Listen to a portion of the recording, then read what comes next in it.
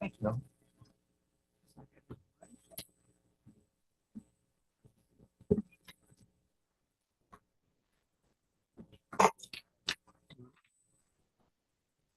Okay, you are live. Okay, good evening. Welcome to the Monday, August 12th, 2024 Board of Supervisors meeting. This meeting is now called to order. Ms. Whitten will now conduct a roll call of the board. Supervisor Lewis. Present. Supervisor Day. Here. Supervisor McDaniel. Here. Supervisor Lyons. Here. Chair Ayers. Here. We will now offer an invocation followed by the Pledge of Allegiance. Those attending are not required to participate, but if you would like to join us, please stand. Lord, I thank you for this time that we can come together as a Board of Supervisors. I thank you for hearing my prayers. Sometimes answers come that are different from what I expect, but we know that they are blessings from you, and we know that you know what is best for us. And now I ask that you guide each board member that we make our decisions for our board tonight. Amen. I pledge allegiance to the flag of the United States of America and to the republic for which it stands, one nation, under God, indivisible, with liberty and justice for all.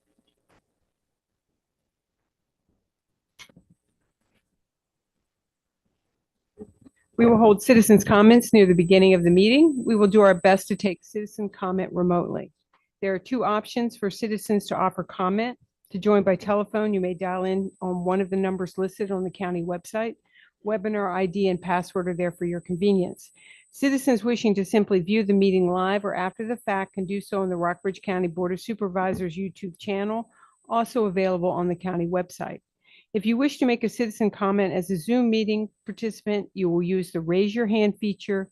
You can press the raise hand button on the bottom of your Zoom window or press *9 if you are calling in by telephone. Are there any changes to the agenda? No, ma'am. Recognitions and presentations. Who wants to go first?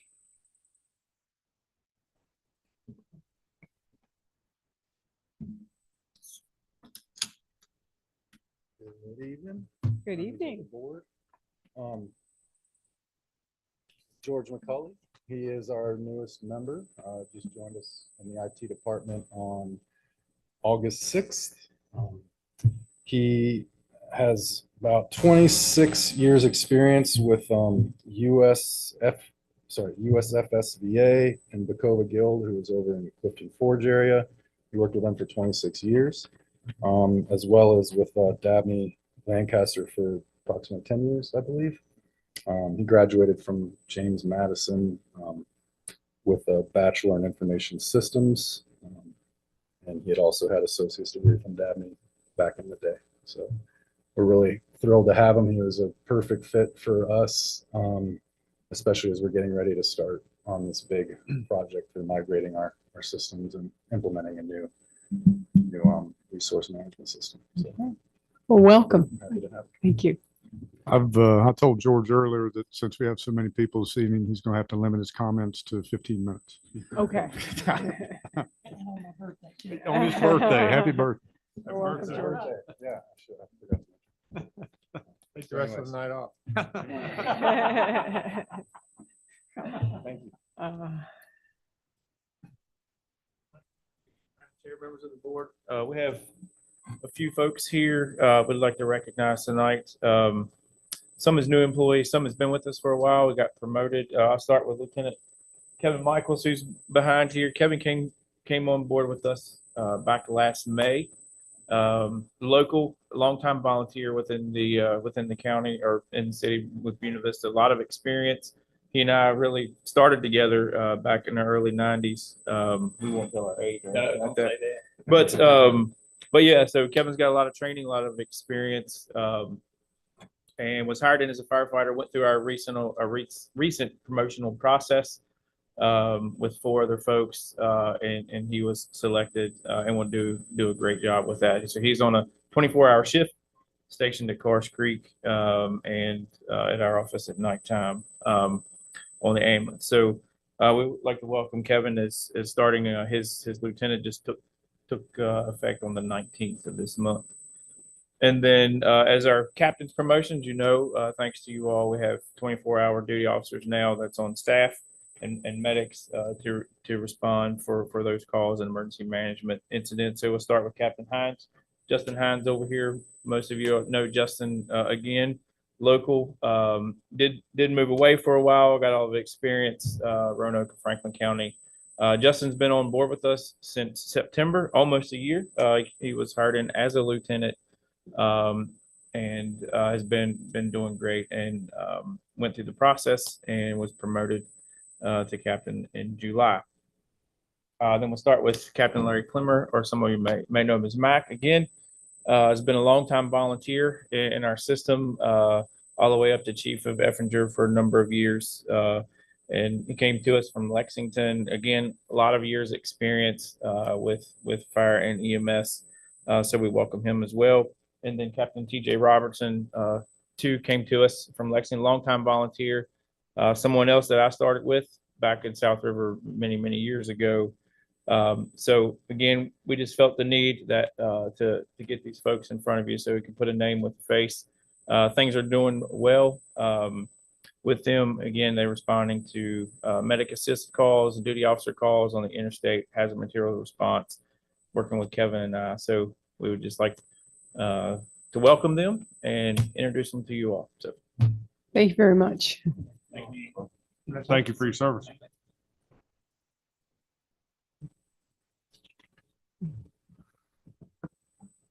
We will now welcome citizen comments. When your name is called, please address the board at the podium stating your first and last name and magisterial district. Please limit your comments to no more than 3 minutes. There's a timer on the table for your convenience. Is there anyone signed up to speak? No, ma'am. Nor online. Is there anyone online? And is there anyone else in the room that did not sign up? All righty, we will move on to the approval of the August 12th, 2024 minutes. Did everyone have the time to review those minutes? If there are no questions or comments, may I have a motion? Motion to approve. Okay. Second.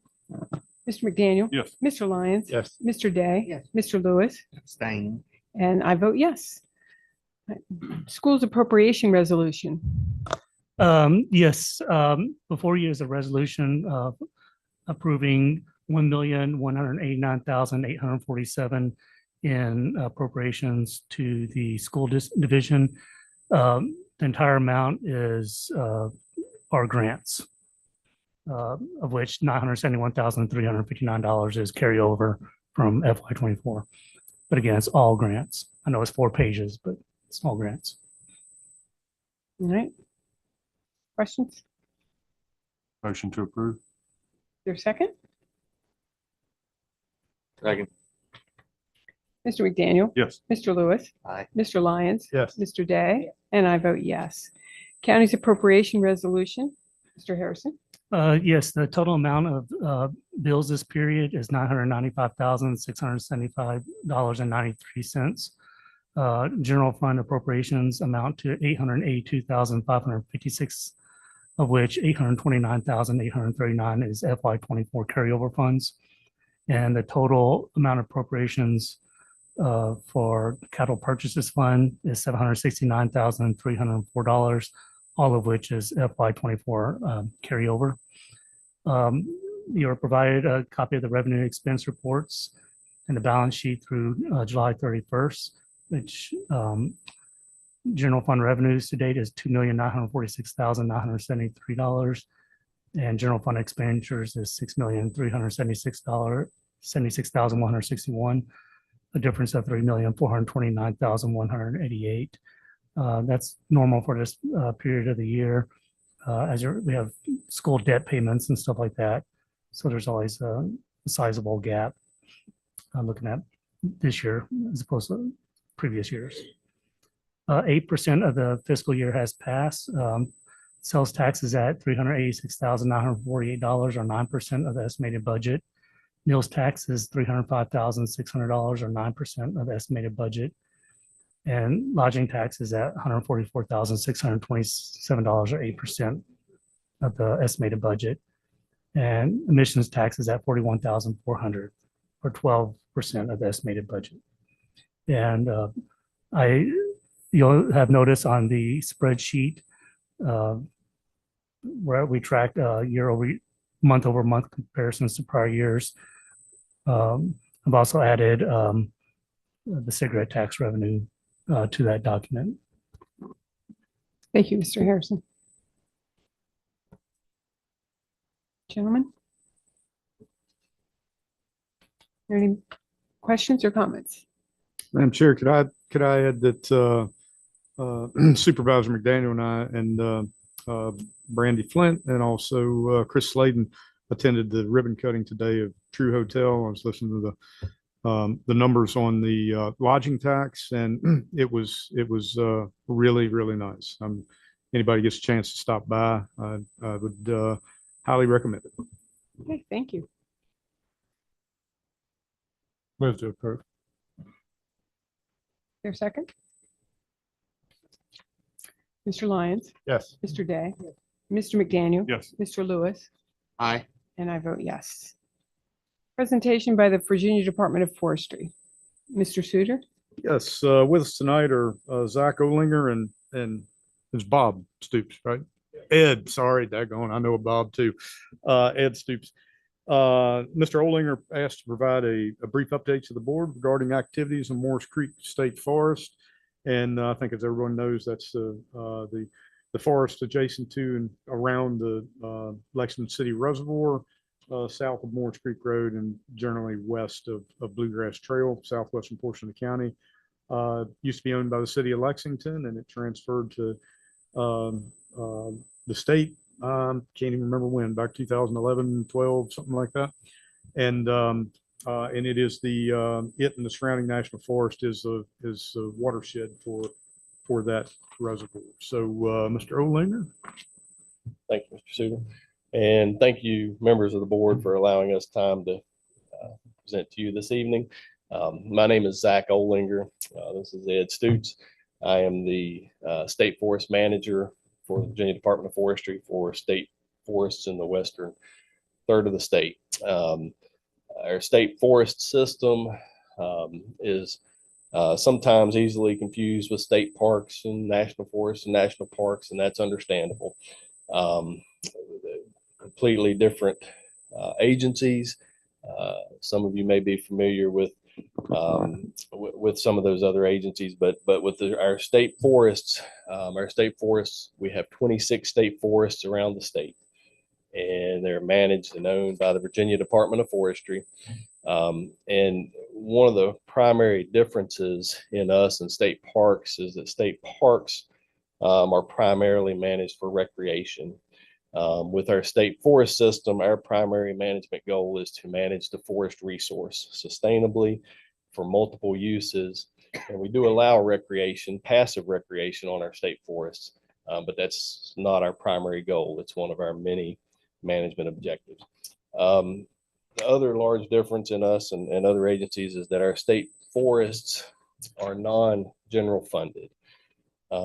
Zero general fund money comes from Richmond for the management and operations of our state forests, which means that all 26 state forests, the operation and management is funded internally from funds that are generated within those forests.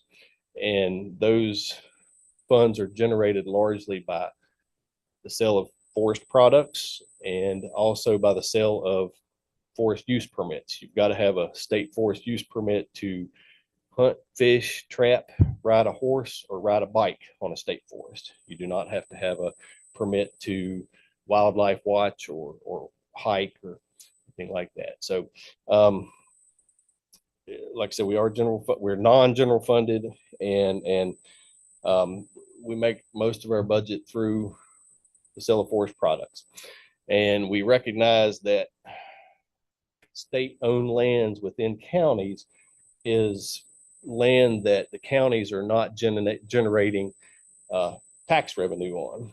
And so it's a policy of our department and the state forest system to return to the counties money that is generated within those state forests within that county. So when we generate money from a timber sale on a state forest, we return 25% of the gross proceeds to to the county in which that state forest exists. As Mr. Suter said, the Moores Creek State Forest has been in our possession since about 2011, roughly. And up until now, for the past 13 years, we really haven't had management access. We have foot travel access in there. We can hike in, and it's about a 2-mile hike to get into the reservoir. It's a beautiful hike, but it's not very conducive to doing management work.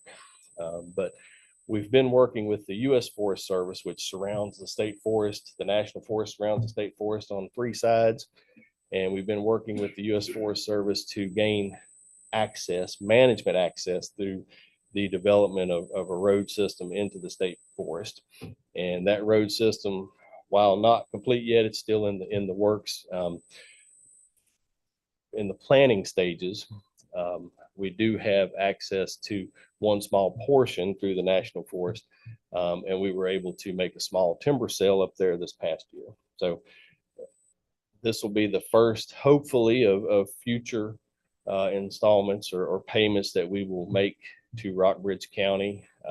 And this check will be tonight is in the amount of $3,764. And that's like I said, for this timber sale this past fiscal year 24. So like I said, hopefully there'll be more coming in the future soon as to how we now will have access within to the larger part of the state forest, hopefully by FY26. So we're not there yet, but hopefully we will be within a couple years. And that management road will be for management purposes only. It'll be gated. It will not be, the public will not be allowed to drive on that road, although they can use it to hike or ride a horse, or ride a bike for access to the state forest and the reservoir. So, anybody have any questions or comments? How do you balance the different needs, the watershed needs with the timber, the need to timber and the need to clear out dead wood and that sort of thing? How do you come up with those? We have management plans for all of our state forests, that are updated every 10 years. And our forest harvesting is based upon a small percentage of the growth of that forest, not the wood that exists on the state forest, but the wood that's annually produced by the forest, the growing trees. But because we manage for multiple uses, those uses include watershed protection, soil protection, wildlife habitat protection and improvement, recreation, and other intrinsic uses that come along with forest management. You know, it's a balancing act, but we do try to apply, we're scientific principles of forest management. We take into consideration the growth and yield of our forests. So may not have been a simple answer that you wanted, but the goal is to keep a forest, a healthy forest, right? correct. So, That is our ultimate goal, is to keep a healthy forest. I've had folks comment to me in the past that, if state forests are self-sustaining, then that maybe gives you a reason to exploit the forest. And I say, on the contrary, it gives us a really good reason to manage it sustainably. So, and like I said, I've been in this position for about 17 years now. And when I started in this position, we had 16 state forests. And like I told you at the beginning, we now have 26 state forests. So our system is growing. How many acres is it? It's just under 75,000. So, small compared to national forests, but our state forest system, all 26 state forests, are just under 75,000 acres. I was talking about the Moores Creek. 2,300. Yes, the Moores Creek State Forest is 2,553 acres. You can't gain access by the road that goes into the lake? We do not have a right of way to that. Yes. Does the city still maintain that right away? The city, to my understanding, still maintains that. Somebody maintains that, but we don't have a right of way into that. starts off on the right of way, joining landowner. Didn't agree to the term. Agreed to give the state access. Gentlemen, thank you. Any other questions? Mr. Langer, just in regards to your district, you mentioned that you're the third west of the Western third of Virginia. western third. Yes. Well, I would consider us in the middle of the state. Right. What do they consider So- a western? That's a great question. Yeah, yeah. I'd So say it's not really a third. this is from here right. down. It's really not. But the Virginia Department of Forestry has three regions: a central region, an eastern region, and a western region. And most of the mountains, basically from Rockbridge west, down from Rockbridge down to Bedford is about as far east as I go. Okay. So yes, Big and then territory. west. It is, but it's few state forests scattered widely. So Thank you. All of the state forests. Cumberland County, up in that, Buckingham, Charlotte County, King and William County. This sale represents, this check represents a little over $30,000 sale. We paid, the buyers paid in increments. We'll get 3,000 some this time. And you're gonna get the remaining 3,000, up to 25% for 30,000 sales this time next year. yes, yes. Well, thank you, gentlemen.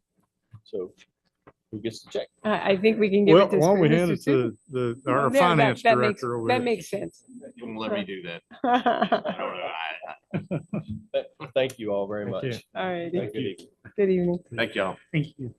We tried to get them on early in the agenda because Zach's got to go to Tazewell yet tonight, right? Galax. Yeah. Safe trip. Have a good trip. Drive safe. Thank you.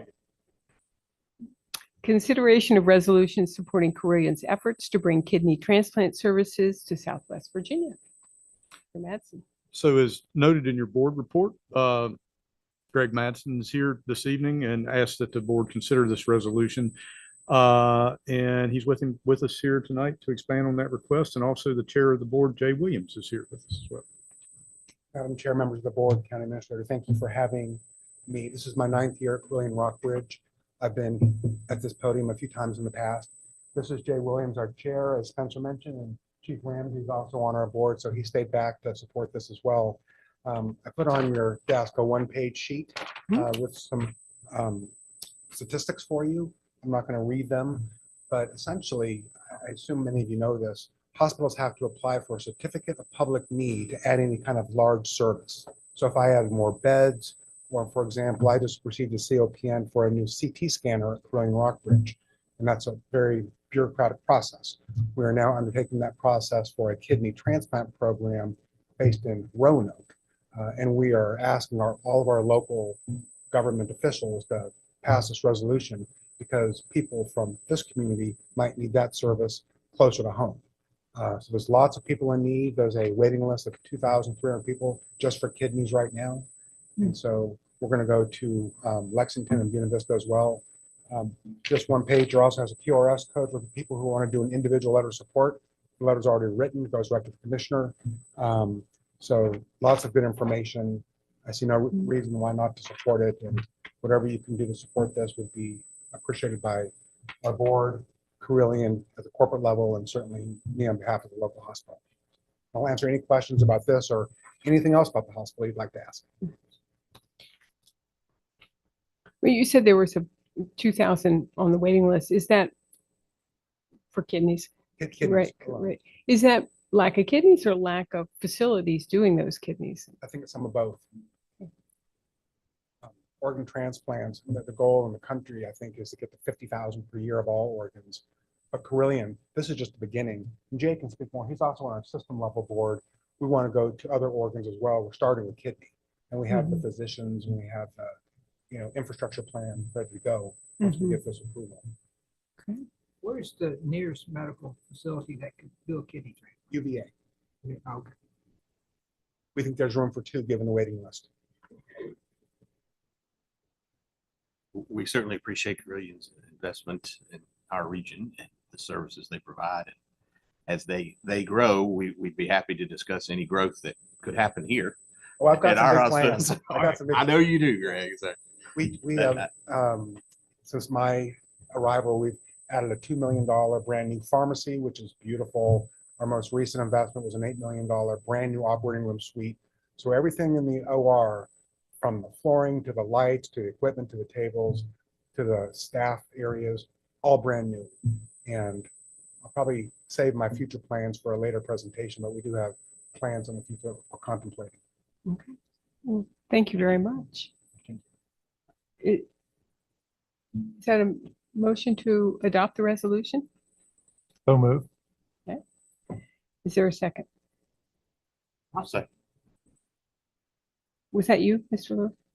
Bob and I were fighting for it. Oh, We're all okay. in agreement. Okay. Mr. Lyons, Yes. Mr. Lewis, Aye. Mr. McDaniel, Yes. Mr. Day. Yes. And I vote yes. Thank you very much. Consideration of Rockbridge Regional Library request, Mr. Suter. Yes, as noted in your board report, I was recently contacted by Julie Goyette, Executive Director of the Rockbridge Regional Library, who is with us tonight. She's requesting reconsideration of the funding levels for the current year, which is FY25, of course. I included in there in your board package, her January 2nd cover letter, in which the library's request to the county was $678,273, which was $99,355 more than the prior year approved funding allocation for FY24. After budget discussion this past spring, the board adopted a lesser amount of funding increase to the library. The current adopted budget includes $644,336. Let's see, for the library, which is $65,418 more than last year. Ms. Goyette is requesting that the board reconsider the allocation to include the additional $33,937 that was not approved.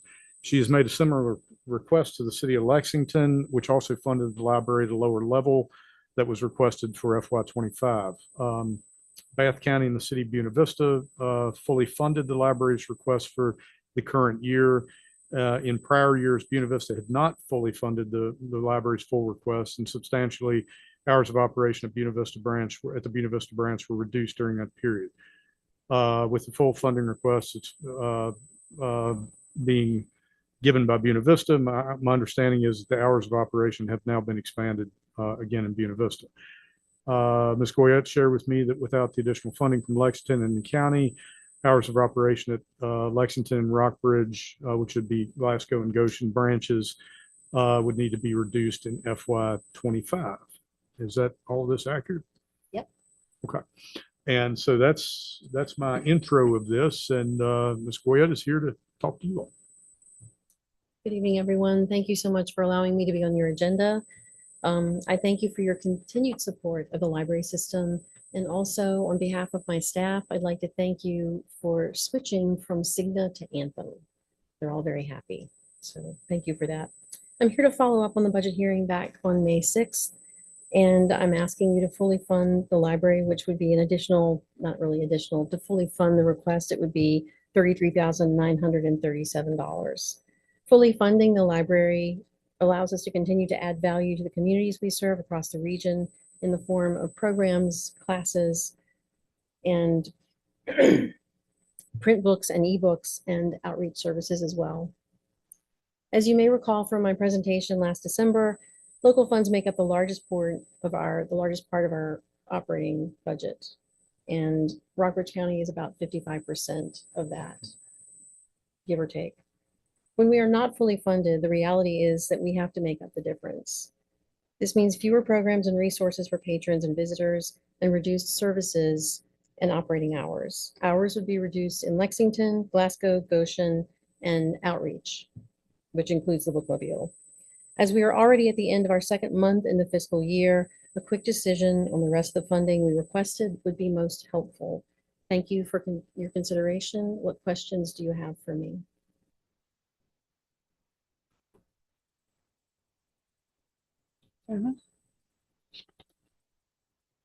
If I could also throw in, we are 10% higher in FY '24 than we were in FY '23 for patron visits.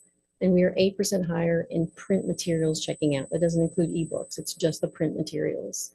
So that's pretty significant considering that libraries in our region and across the Commonwealth are experiencing a decline in print material checkouts. So And what do you attribute that to? What? I think that there's a need in Rockbridge County. We certainly have at least a quarter of our patrons are over the age of 65 and they like print books. They like to check out print books. You can't share an ebook. You can't say to your neighbor, I'm turning it back in if you want to check it out. I think that's important. And also the facilities are important. Our meeting rooms, not for library use, have gone up considerably, and the meeting room attendance has gone up considerably. So we're a facility that the communities use at no charge.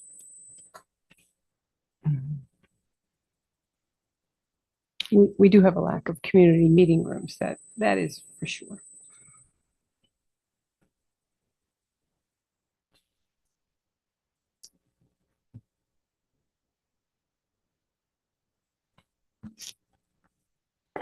Gentlemen, do you have any questions?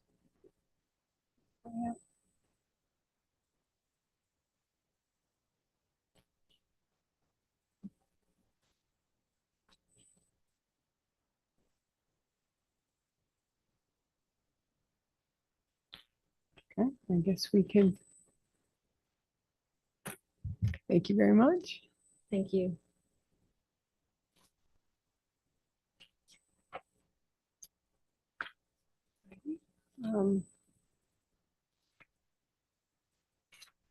So we will move on to the update on a Rockbridge Area Social Services Building project. Okay. Mr. Harrison, can you share your screen? So this is gonna be a little longer report than I normally give, so bear with me. But so as you know, after a lot of years of discussion, we are steadily moving forward with regional Department of You want to promote me? Oh, sorry. Let's see.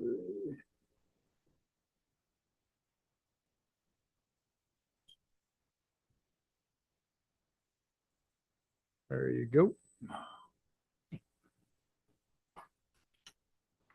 Okay, we're steadily moving forward towards construction of a new facility to house social services. And unless you really want me to, I won't go through the distant history and focus more on some updates moving ahead. But feel free to stop me at any time or ask questions when I'm done. We'd like to thank Supervisors Ayers and Lyons for their participation through the early portions of this process as board's representatives on the regional committee. The facility is currently under design by Thompson and Litton, and it'll be located in Buena Vista on the east side of Food Line and behind the Head Start building that used to be the Virginia Employment Commission offices. The planned roughly 17,300 square foot building will house social services as planned, and also have a separate entrance and space for the Office of Rental Assistance, the regional office, which of course used to be operated by the county and is now operated by Virginia Housing.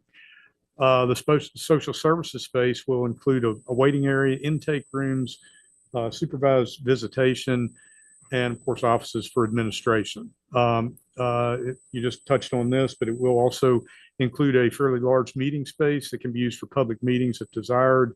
And all the administrative offices and the rest of the social services building will be separated from the public by a key card access or fob access, so that evening meetings or meetings outside that are separated from the actual social services function can be held by the public.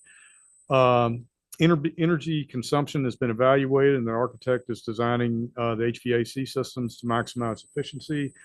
In addition, rooftop solar panels are being designed into the project. Items that we're now finalizing include placement of security features such as cameras and engaging with VITA, the Virginia Information Technologies Agency, on technology needs, such as requirements for computer cabling, terminations, that type of thing. The site, and I'll point to this in a second, the site has also been designed, the full site has been designed to allow space for the Virginia future construction of a, if approved for the building for the Virginia Department of Health and Office of Drinking Water. And Ashton, you see the square block at the lower very bottom of the screen? Oh, let's do this.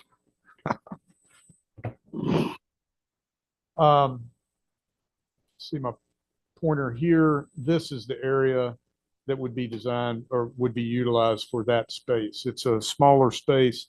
We have done the space needs analysis for the Virginia Department of Health, and as discussed in the past, this is something that we really thought these were complementary uses of the space, and the parking lot then would be designed to accommodate both. With regard to budget, the estimated cost of 16.6 million is about, I think I typed that wrong. What did my report say? I'll get back to that. The cost is about $1 million higher than the original estimate in 2022. The good news is that Heading into a hotly contested election year. hold on. What do you think on that response?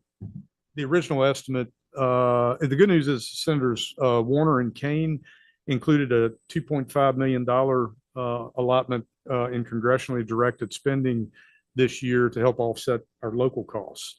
And while that bill still needs to make its way through the final adoption process later in the fall, early winter, we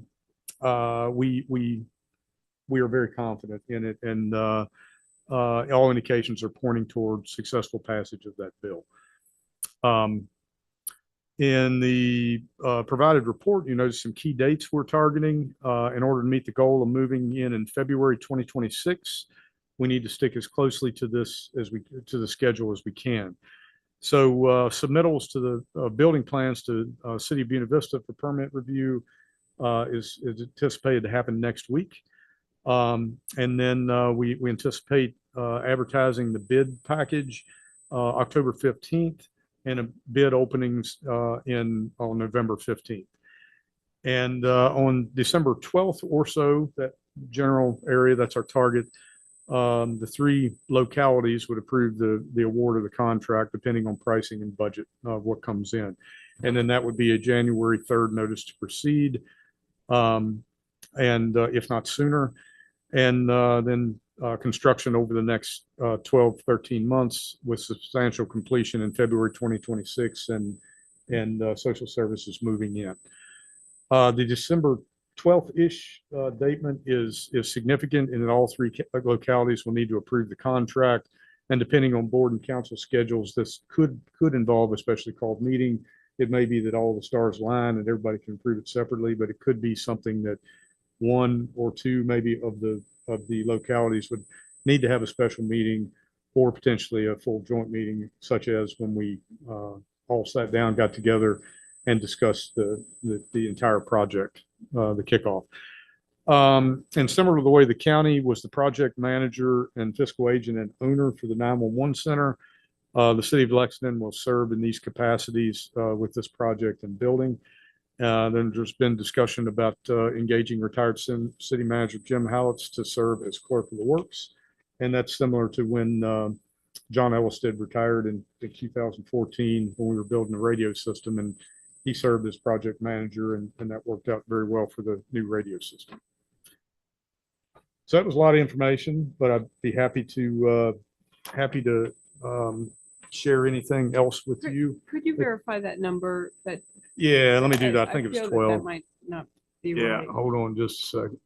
Should be in there. In the information, so it says 12.6. Yeah, 12.6. That was a typo on my part. It's 12.6, not 16. I will note part of this too is to the plan was to connect. Here's the 911 center and fire and rescue offices right here. This is Boehner Lane. For anybody that's been to that facility that's not a good entry or exit point off of Route 60. And the idea is to convert this to the entrance to this building. This is coming in from this is the Head Start, which is Virginia Employment Commission right here. Over here's Food Line, and you would turn in here, come along this drive, and come down to the 911 center. This would not be open through public access. This is administrative. It'd be signed that it's not a through road, not for public access.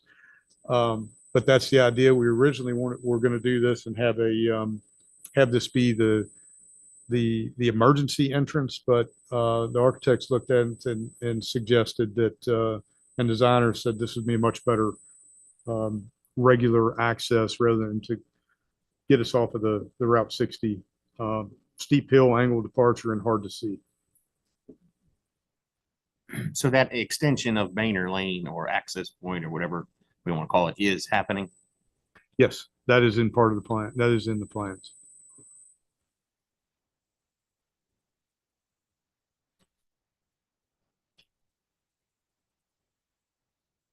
And this is stormwater management for that piece of the project there. Here's some stormwater management up here as well.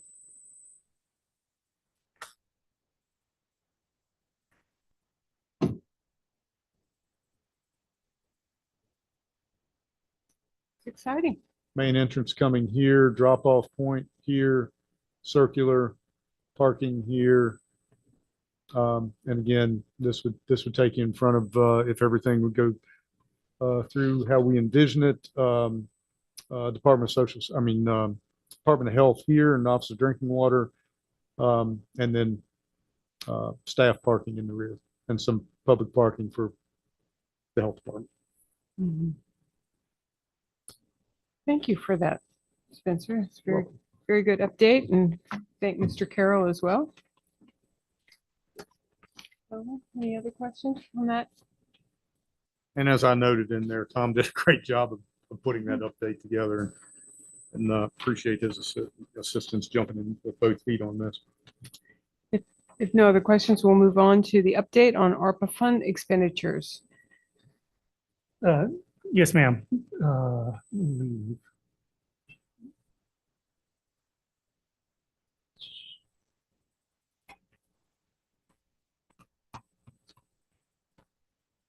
Excuse me. Oh, looks like you dropped off, Ashton. Yeah.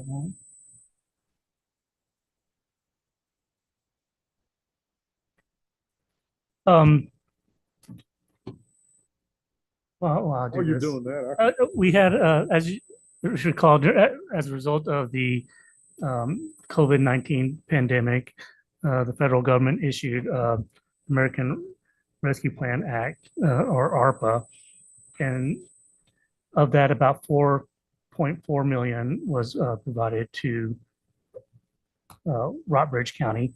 I'm trying to do this. So we've spent about 675,000 already. The remaining amount was committed as a cash match funds to the VATI broadband grants. As the board is aware, we have received 2 of those grants. With the 3rd grant not being awarded, that frees up funds for, okay, I got it back online now. That frees up funds that we must spend no later than December 31st, 2026, or have obligated by December 31st, 2024. Obligation means actually being under contract. So You said 26 or 24? it has to be obligated by 2024. It has to be spent by 2026. The grants will have, thank you. The grants will have, those are example of a contractual obligation because the board will be entering into a contract both with the state, but also with both BARC and Brightspeed. So those are contracted funds. So that leaves about $1,057,217 that we had available. The Finance Committee discussed this at their August 13th meeting. And though there's a bunch of uses, capital plans that need to be funded in the future, it was recommended that this be used to offset the use of reserves from the general fund for the National Bridge Elementary School's geothermal project. And part of the reasoning behind that was using less reserves, but whether we use it for our future project or not, we're going to have to use some source of funds. So by freeing up that from the general fund, the board has less reliance on reserves. The other benefit of using it for that project is, or there's two more benefits. One, it helps us meet that December 31st, 24 date, which is the preferred date to have the money spent, not just obligated, but actually spent. But the second benefit is ARPA, though this could be used on a wide variety of items. They are subject to audit for 5 years. I've been through those type of grant audits before. They encouraged localities. There's three big things they were pushing at the beginning: housing, broadband, of course, actual true emergency responses. So fortunately, Rockbridge has been using those for things that definitely meet the original intent of the ARPA funds. That is the recommendation, is to use the remaining balance of $1,057,217 to transfer to the general fund and use it towards offsetting the National Bridge Elementary School geothermal project.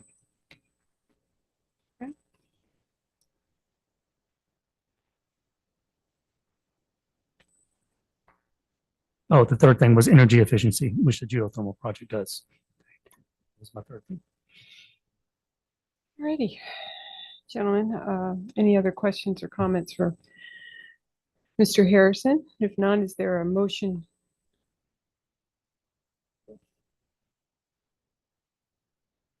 But before I make a motion, I'll just say the Finance Committee, we discussed, several different options and with Mr. Suter and Mr. Harrison, and we came to a decision that this would be the best place to use those funds. And it would free up the reserve funds that we were planning to use there for potential other projects. Okay. So with that, I'll make a motion to use the remaining ARPA funds for the Natural Bridge HVAC project. Second. Mr. McDaniel? Yes. Mr. Lyons? Yes. Mr. Day? Yes. Mr. Lewis? Aye. And I vote yes. Thank you. Thank you. TCO appointment. Are there any recommendations for that? Term Is expires. this the Melissa no- Hennison's but position. doesn't it come from the Planning Commission? Correct, but they need to make a recommendation to us, and that has not happened yet. I don't think, well, I think, maybe we are. They're working on it. yes, sir. What I was saying, I was trying to get out, Mr. Sladen's not here this evening. Obviously, we both had a planning district commission board meeting also. So we split up. He's attending that. So I think he has some thoughts. So I would prefer to hold off on that till we can get his Okay. thoughts. Thank you. If that's okay. Are there any board comments or committee updates? Each person got a booklet on the county fire.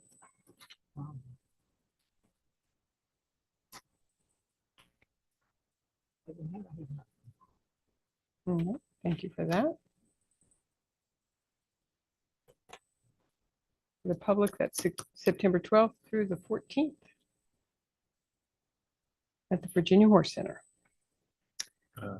Madam Chair, just a few comments. I did, as Mr. Suter said, attended the True Hotel ribbon cutting ceremony this morning. I would encourage each of you to get by there and take a tour. It's an extremely nice property. I feel like it'll do well for our community. And then also, Economic Development Committee met a few weeks ago, discussed a lot of ideas. We had Delegate Terry Austin meet with us, and he brought perspectives from the state on what economic development at state level is doing and different things that they may be able to help us with. It was very encouraging. I'm sure we'll be following up with him on some of those projects.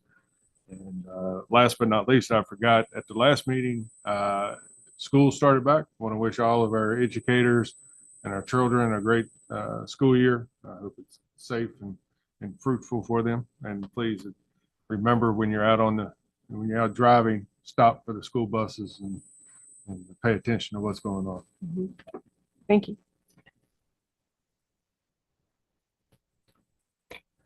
That's it. We will now go into closed session or consider closed session.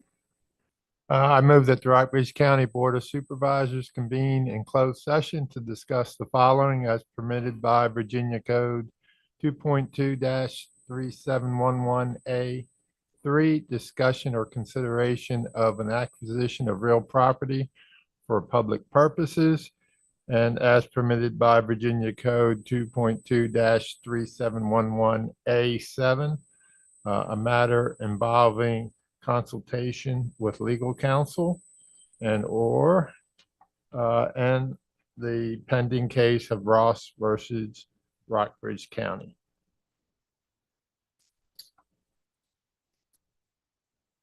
I need a second for that, correct? And a roll call, yes? Second. Okay, Mr. Lyons? Yes. Mr. McDaniel? Yes. Mr. Day? Yes. Mr. Lewis? Aye. And I vote yes.